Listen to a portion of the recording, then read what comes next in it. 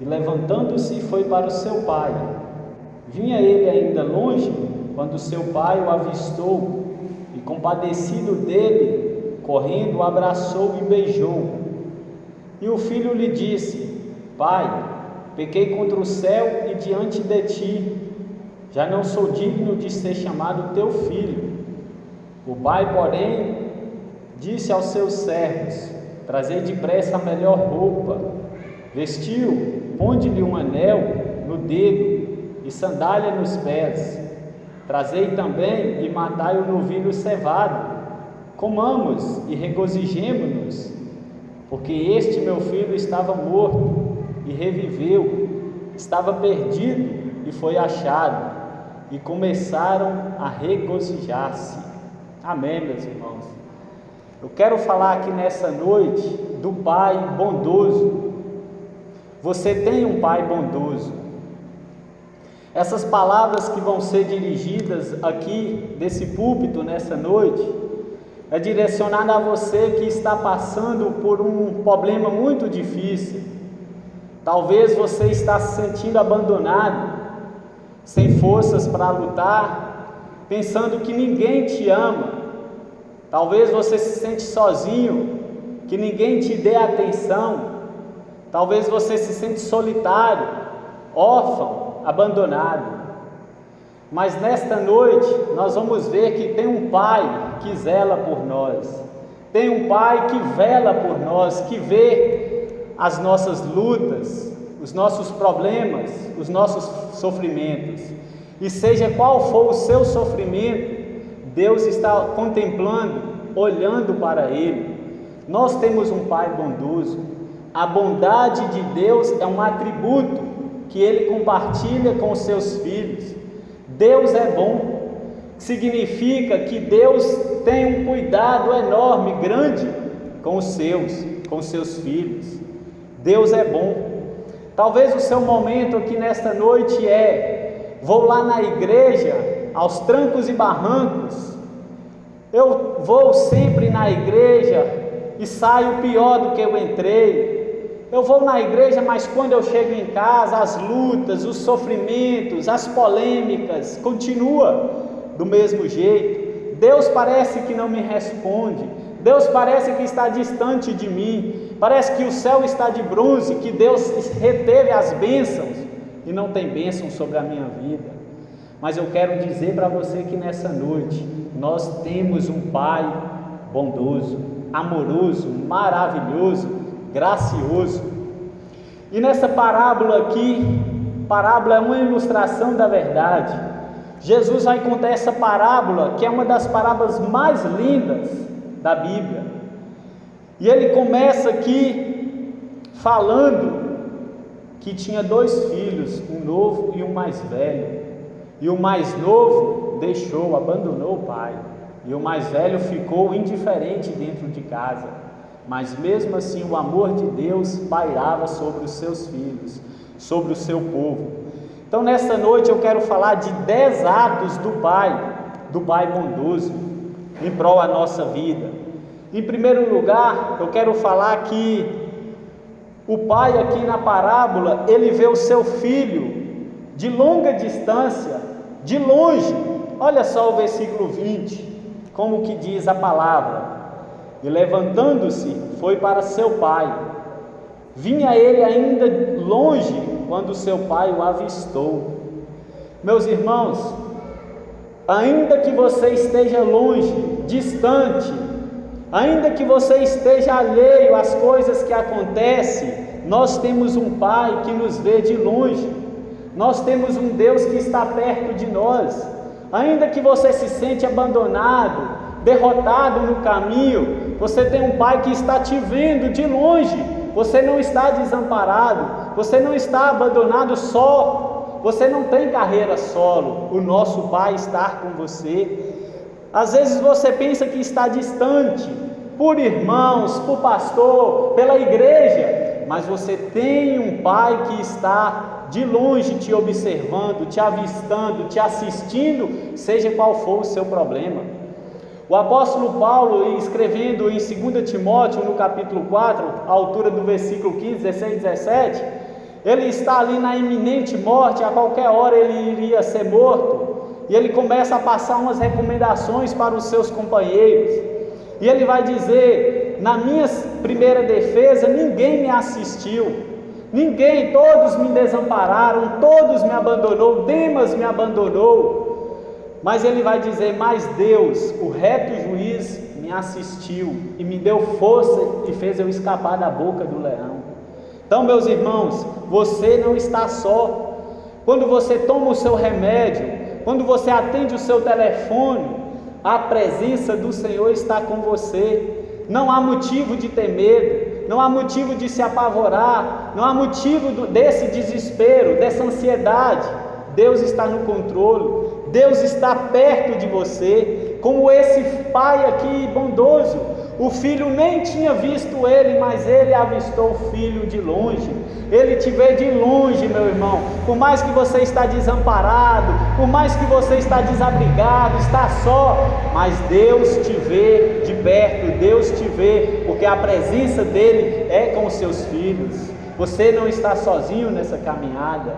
Ele viu o filho a uma grande distância. Muitos estão vivendo assim. Ninguém está nem aí para mim. Todos não olham, é indiferente comigo. Ninguém faz caso de mim. Ninguém fica alegre com a minha presença. Mas eu quero te dizer: Deus se alegra com você. Deus te vê de longe. Deus se importa com você. Deus se alegra com a sua presença, meu irmão. Ele viu o filho de longe. Segundo ato do pai bondoso, o pai bondoso teve compaixão do seu filho. No mesmo versículo 20, ele diz assim: e levantando-se, foi para seu pai. Vinha ele ainda longe, quando seu pai avistou, e compadecido dele, correndo, abraçou e o beijou.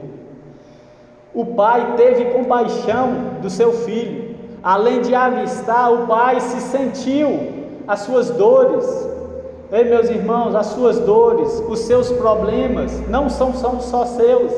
Deus se importa com os seus problemas. Ele vê a sua luta, Ele vê a sua geladeira, Ele vê as suas enfermidades. Ele se importa com você, Ele está com você. Ele não deixou você desamparado. Ele compadece de você. Ele sabe da sua fraqueza, Ele sabe do seu ponto fraco, Ele sabe dos momentos nas caladas da noite que você chora, que você acorda desesperado, com medo, pensando nos filhos, pensando no que vai ser o futuro.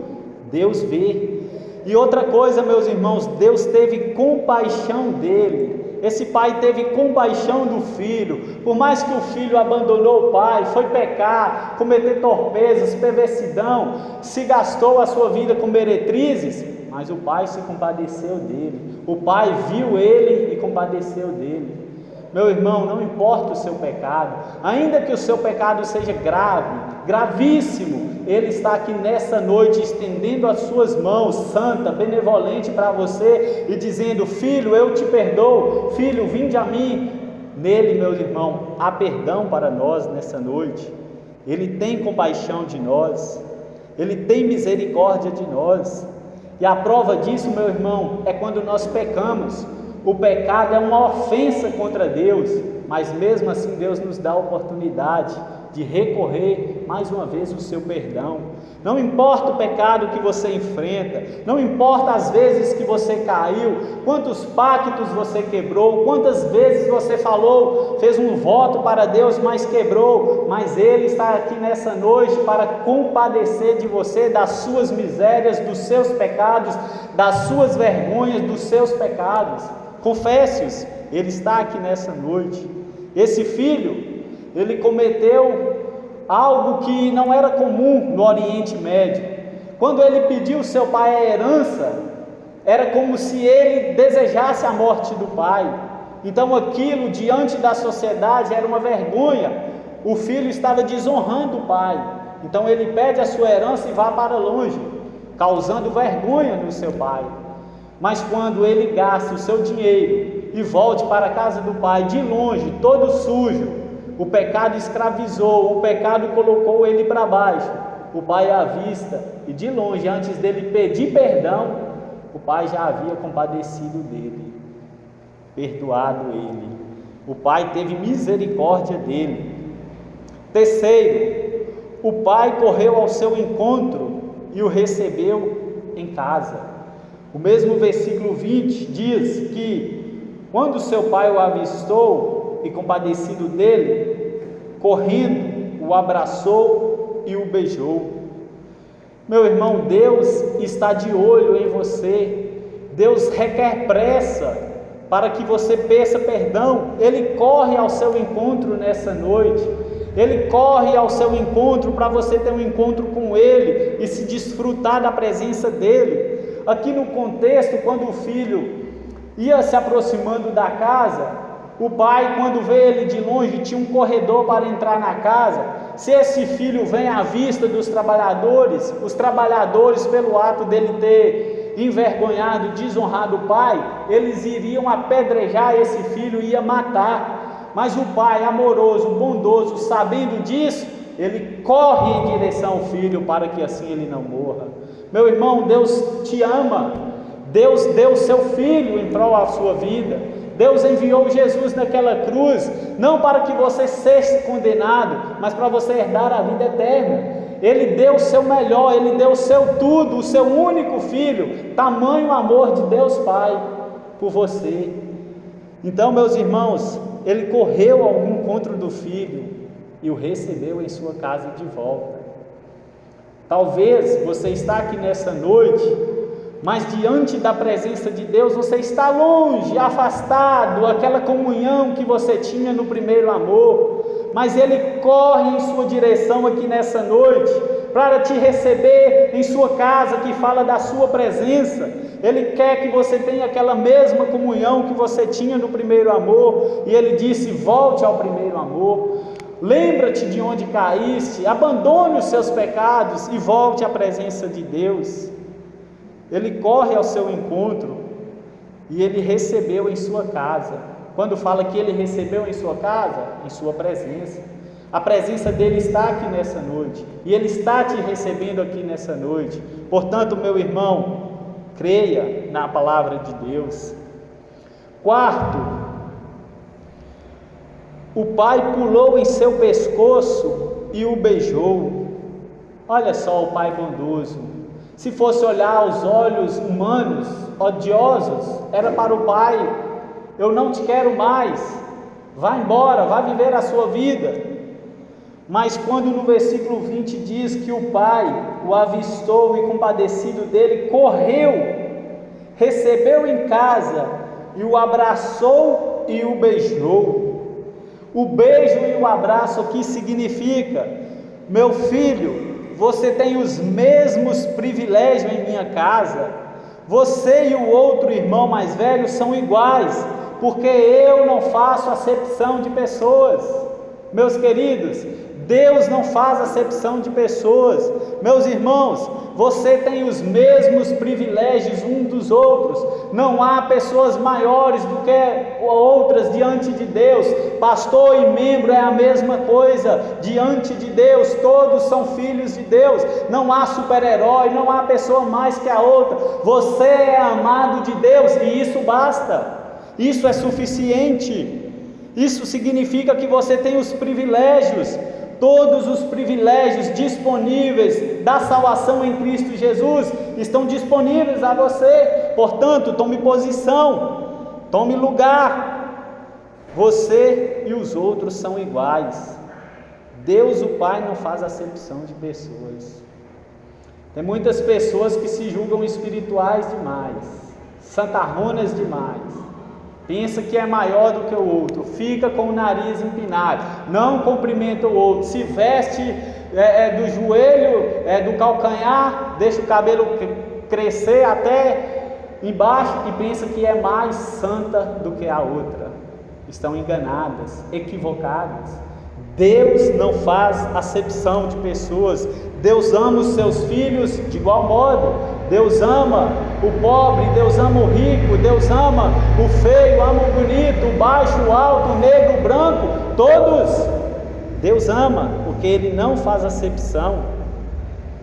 Então, quando o pai beija o filho, no Oriente Médio ali significa: ele ainda tem os mesmos privilégios na casa do pai. Quinto, o pai ouviu sua confissão e o perdoou. Agora o filho chega diante, na presença do pai. Olha só o versículo 21 e 22. Versículo 21 e 22.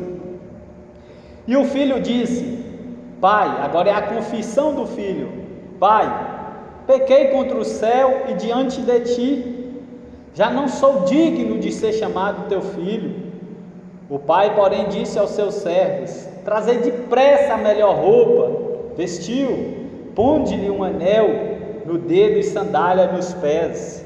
Agora o pai vai ouvir a confissão do filho. O pai chega disponível, com os ouvidos inclinados, querendo ouvir o que o filho tinha para dizer. Isso, meus irmãos, me faz lembrar que seja qual for o pecado, Deus está disponível, desde que o pecador esteja com o coração quebrantado, humilhado, para pedir perdão.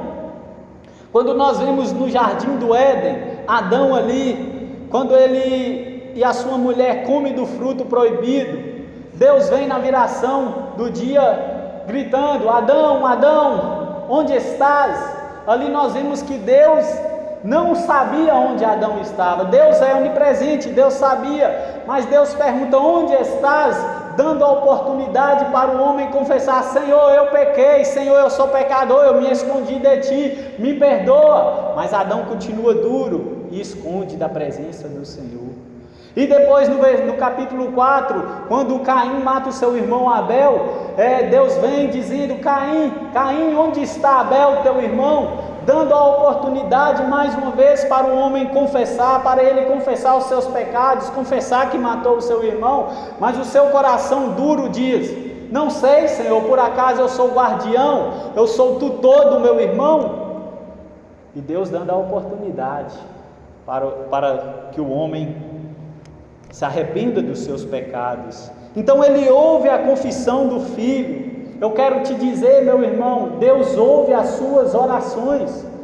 Deus não está de costas para você, não. O momento de choro, o momento de lágrimas, o momento de dor, de pranto, Deus está vendo. Parece que você não entenda que Deus está te ouvindo, mas Ele está. Lá em Provérbio diz que a lágrima, a oração do crente é o contentamento de Deus.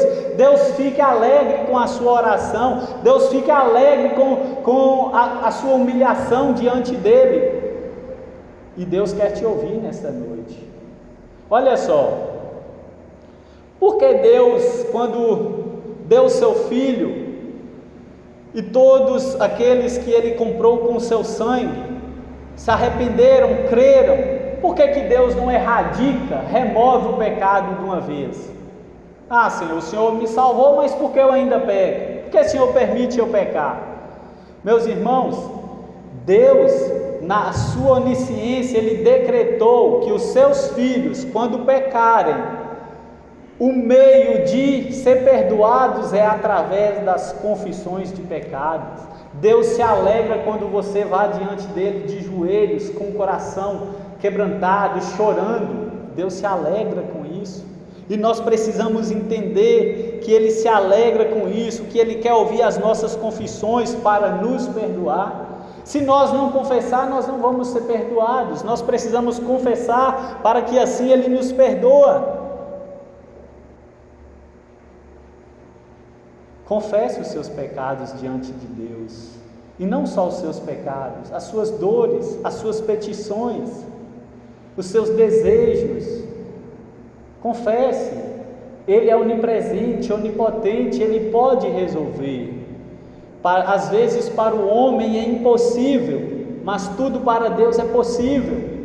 Talvez onde o homem coloca um ponto final, Deus vem, tira o ponto final e coloca uma vírgula, mostrando que há continuidade, que ainda não é o fim, que ainda não acabou, que ainda tem mais vida pela frente. Não se desespere, confesse ao Senhor, peça ao Senhor, fale com o Senhor, ore ao Senhor, busque ao Senhor, tenha uma comunhão com o Senhor, com o seu Pai, Ele é o seu Pai. Sexto, o pai colocou a melhor roupa no seu filho. Agora o pai perdoou o filho. O pai já tinha em si compadecido dele, mas quando ele confessa, o pai perdoa. Olha só o versículo 22. O pai, porém, disse aos seus servos: trazei depressa a melhor roupa e veste ele, ponde-lhe um anel e dê no dedo e sandália nos pés. Agora, meu irmão, ele quer tirar a roupa suja, a roupa que estava contaminada, e quer colocar vestes brancas, ou seja, ele quer colocar vestes brancas, vestes justas, tirar a sujeira, tirar o pecado, purificar o pecado, assim como diz lá em 1 João, que se nós confessar, Ele é fiel e justo para nos perdoar e purificar de toda a injustiça. Ele quer colocar vestes brancas de você aqui nessa noite. Ele quer te tirar da sujeira, quer te tirar da lama, quer te tirar do pecado. Mas, portanto, meu irmão, nós precisamos confessar os nossos pecados. Ele quer colocar a sua melhor roupa, Ele quer colocar a sua justiça em nós, a sua brancura em nós, falando de santidade, falando de perdão, de purificação em nós. Ele quer tirar a sujeira. Sétimo, Ele colocou um anel em sua mão. No versículo 22 diz, onde nós lemos: ponde-lhe um anel no dedo e sandália nos pés. Isso aqui no Oriente Médio significa: você agora é marcado, você agora é selado, você é um filho de Deus. Ou seja, meus irmãos, selo do Espírito Santo significa aliança. Você agora é livre do pecado, você agora é do céu e não da terra.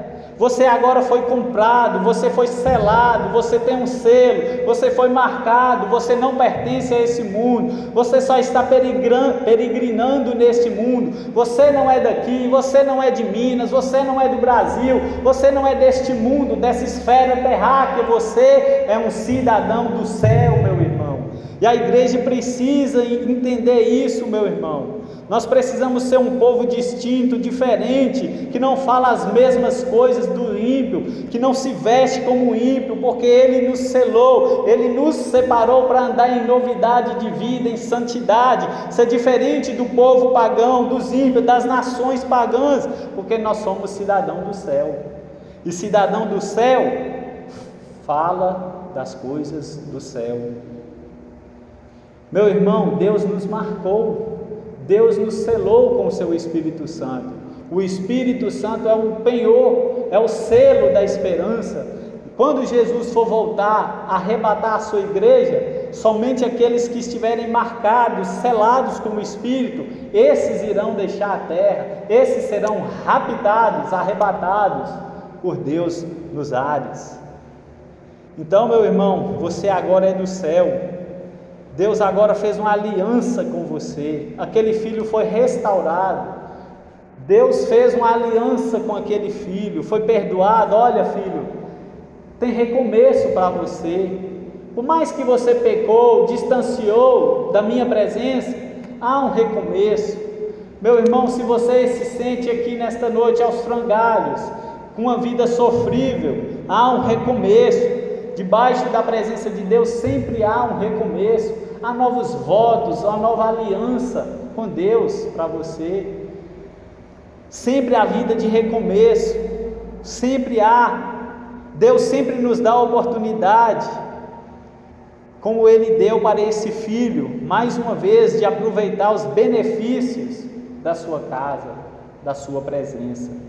E Deus colocou sandália em seus pés. Agora olha o versículo 22 mais uma vez. Ponde-lhe um anel no dedo e sandálias nos pés. Significa a plena restauração a seu estado de filho. Significa você agora é guiado e conduzido pelo Espírito Santo.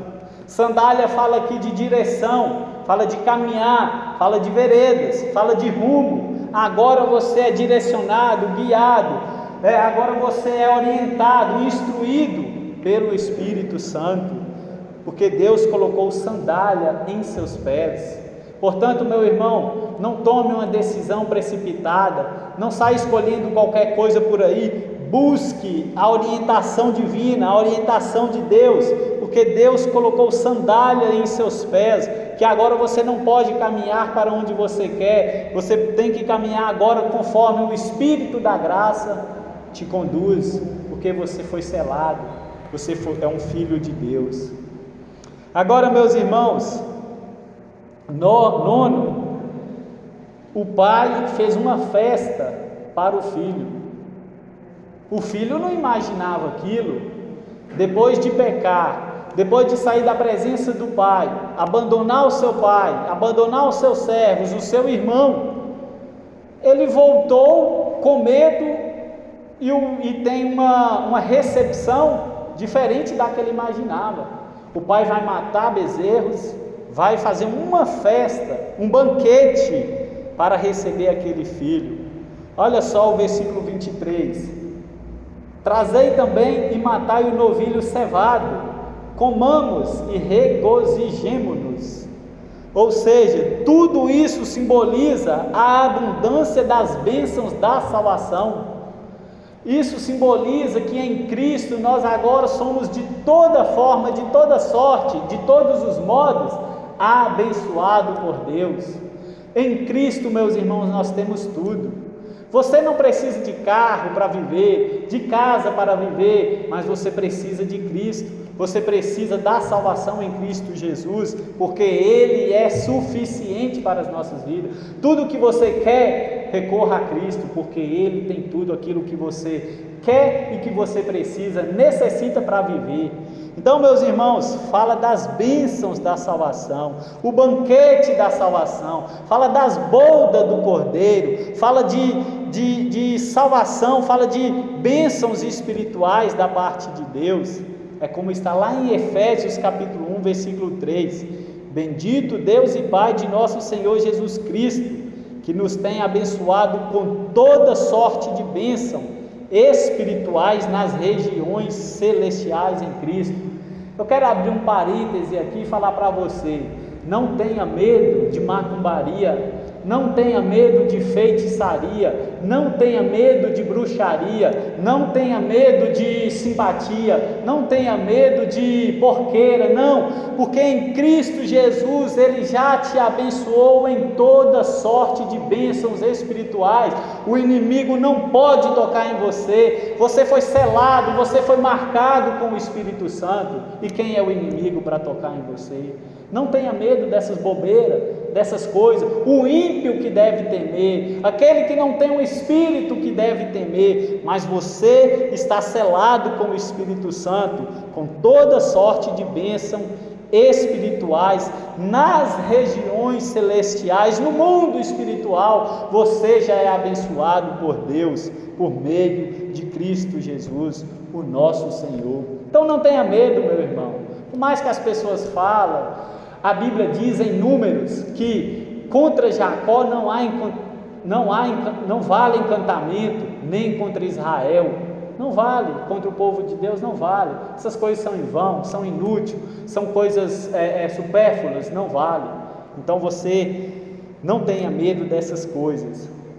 E o pai faz uma festa para o filho, mostrando que ele estava alegre com a presença do filho, de ter retornado. Ora, meu filho, você estava morto, mas agora você está vivo. Ora, meu filho, vem para o banquete, foi preparado para você. Agora, décimo e último, o pai começou a se alegrar. No banquete, na festa, o pai se alegra. Olha só o versículo 23. Trazei também e matai o novilho cevado, comamos e regozijemo-nos, porque este meu filho estava morto e reviveu, estava perdido e foi achado. E começaram a regozijar-se. O pai ficou alegre com o filho retornando para sua casa. É assim que acontece, meu irmão, quando há um filho de Deus fora da sua presença, fora da igreja, fora da sua casa. Deus se alegra quando ele vem quebrantado, arrependido, retornando para o seu lugar, para a sua posição, para o seu estado de filho. E Deus se alegra, Deus se alegrou. Eu quero te dizer nessa noite, Deus se alegra com você. Você estava perdido, mas através de Jesus Cristo você foi achado. Através de Jesus Cristo Ele te deu vida. Você estava morto, cumprindo o que o seu coração, a sua carne mandava, mas em Cristo Jesus você foi vivificado. Louvado seja o nome do Senhor. Então Deus se alegra quando você está arrependido de verdade, quando você prega para um pecador que ele se converte, a festa, a alegria, Deus se alegra. Então, meus irmãos, a aplicação prática é: quando perdemos algo e achamos, ficamos muito alegres. Olha só o versículo 9 e 10 de Lucas 15, versículo 9 e 10 de Lucas 15. E tendo achado, reúne as amigas e vizinhas, dizendo: alegrai-vos comigo, porque achei a dracma que eu tinha perdido. Eu vos afirmo que, de igual modo, há júbilo diante dos anjos de Deus por um pecador que se arrepende. Louvado seja o nome do Senhor.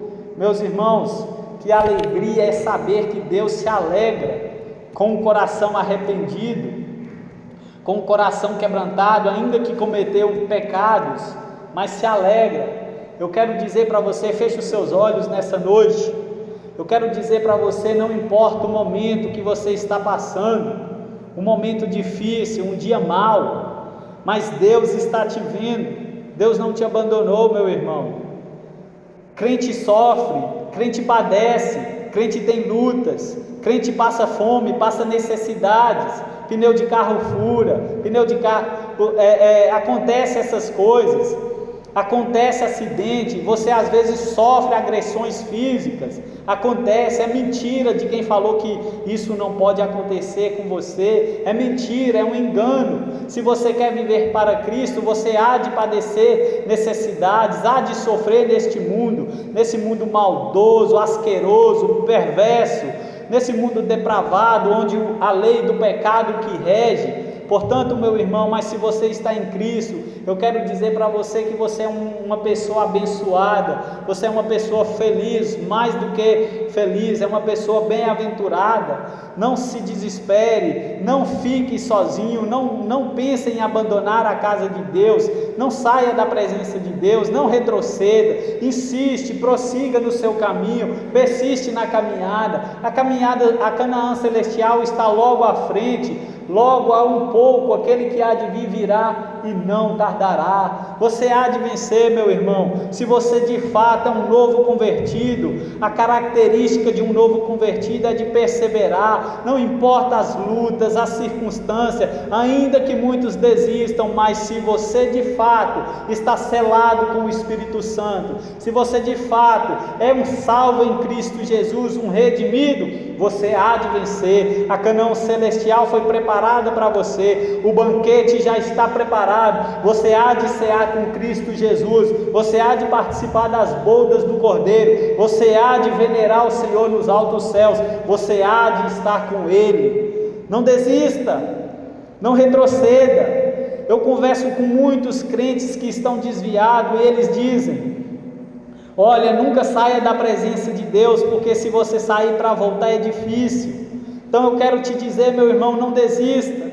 Por mais que você está passando por problemas, ore, busque a Deus em oração, chore na presença de Deus, recorra à ajuda de Deus. busque Ele. Agora esse vale que você está passando, ele não é à toa, é para te fazer ir de joelhos diante de Deus, é onde Deus manifesta a sua presença. Busque a Deus, continue buscando, insistindo, batendo, porque Ele há de abrir a porta para você. Pede ao Senhor, porque Ele há de responder, porque Ele não dará aos seus filhos coisas ruins, mas Ele dará aos seus filhos coisas boas, coisas que glorificam o teu nome. Ele sabe que você necessita de uma resposta de oração, Ele sabe que você está preocupado com tal situação, Ele sabe que os seus familiares estão perdidos, Ele sabe, Ele conhece, Ele vê, Ele sabe tudo, Ele é onisciente. Mas não desista, meu irmão. Ainda que você está caminhando, engateando, não pare, marche. Ainda que você está quase parando, mas não pare. Se não dá para andar, arraste no chão, mas não fique parado, não fique prostrado. Busque renovo espiritual, busque vigor espiritual, busque renovo, busque um avivamento pessoal, busque um avivamento em sua vida, um avivamento que consiste em leitura da palavra de Deus, em arrependimento, um avivamento que te dá vida de oração, um avivamento que te dá vida de evangelho, vida de renúncia. Mas não pare, o negócio é não parar, meu irmão. Daniel capítulo 12, versículo 13 diz: tu, porém, Daniel, vai até o fim, insista até o fim, Daniel, corra, não pare. Aquele que perseverar até o fim, este será salvo. A perseverança é uma característica que de fato você é uma pessoa redimida. Agora aqueles que param, aqueles que se lambuzam na perversidão, na lama do pecado, dão provas conclusivas que não foram redimidos. Mas você está aqui nessa noite buscando, batendo, buscando ao Senhor. Não pare, continue marchando. Vamos orar ao Senhor. Querido Deus e eterno Pai, em nome de Jesus Cristo, o verdadeiro Deus e a vida eterna, nós rogamos, Senhor, força, nós pedimos vigor, nós pedimos, Senhor, firmeza na Tua palavra. Ó Deus, os fardos estão pesados, está difícil viver aqui neste mundo. Contanto, Senhor, com a Tua presença, nós iremos vencer, nós iremos atravessar, nós iremos passar, chegar a Canaã celestial. Ó Deus, enquanto vivemos neste mundo, temos que lidar com tantas coisas, doenças, fomes, mortes, entes queridos, ó Pai, mas nós sabemos que o lugar que o Senhor tem preparado não é aqui. Enquanto aqui, nós teremos aflição neste lugar, mas nós te pedimos, ó Deus, ajude os irmãos que estão numa necessidade, ó Pai, sem solução para nós, que está a ponto de entregar a caminhada. Ó Deus, visita os irmãos, visita aquele que está sofrendo com filhos drogados em casa, com filhos rebeldes, duros, com filhos, Senhor, que não obedecem aos pais. Ó Senhor, visita aquele irmão que está passando por um problema no seu casamento, aquela irmã que está passando por um problema no seu casamento. Restaura a aliança deles, ó Pai, que a parte que está errada cede, ó Deus, que o Senhor fale aos seus corações, que venha se harmonizar, organizar e ser restaurado por Senhor, mas que nós venhamos crer que nós veremos as bênçãos do Senhor nessa terra enquanto vivemos. Ó Deus, sê com o teu povo, sê com a tua igreja, anime o teu povo. Muitos estão, Senhor, sem expectativa, desesperançosos, mas a tua palavra é o que nos dá vida, renovo nesta noite. Ó Deus, completa essa mensagem no coração de cada um que ouviu, e que o teu nome seja em tudo glorificado, no nome de Cristo Jesus. Amém e amém.